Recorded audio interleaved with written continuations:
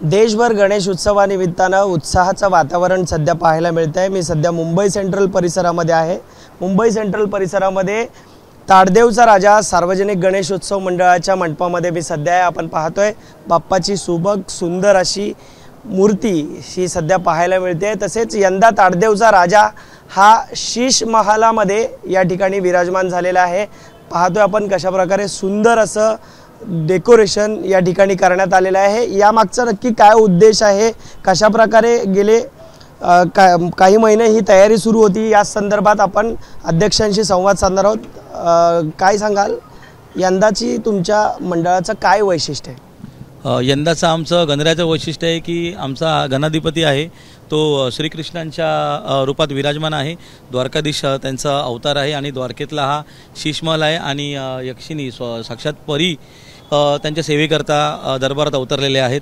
आणि श्रीकृष्णाची संकल्पना असल्यामुळे आम्ही यावर्षी मंडळाच्या वतीने निसर्ग संवर्धनावर भर देऊन 1 लाख वृक्ष लावण्याचा मानस मंडळाने घेतलेला आहे व त्याच्या माध्यमातून आम्ही येणाऱ्या भाविकांना वृक्ष वाटपही करतोय आणि त्यांना आवाहनही करतोय की तुम्ही बाप्पाचरणी प्रसाद रूपी 1 वृक्ष अर्पण करा, जेणेकरून दुसऱ्या भाविकांना ते सुपूर्द करता येतील। हे मंडळाचं कितवं वर्ष आहे आणि भाविक आपण पाहतोय सकाळपासून रात्रीपर्यंत गर्दी करतायत, काय कशा प्रकारचा उत्साह पाहायला मिळतो? भाविकांचा प्रचंड उत्साह आहे। ताडदेवचा राजा म्हटलं तर आगमन, विसर्जन, पाद्यपूजन, मुंबईच्या बाहेरूनही बरीच भाविक दर्शनाला येतात।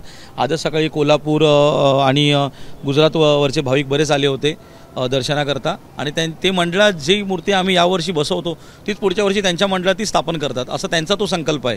त्यानिमित्ताने ते दर्शन करून फोटोज वगैरे घेऊन पुढच्या वर्षी तयारीला ते लागतात। एक वृक्ष एक आयुष्य अशी संकल्पना घेऊन ताडदेवचा राजा हा या मंडपामध्ये विराजमान आहे।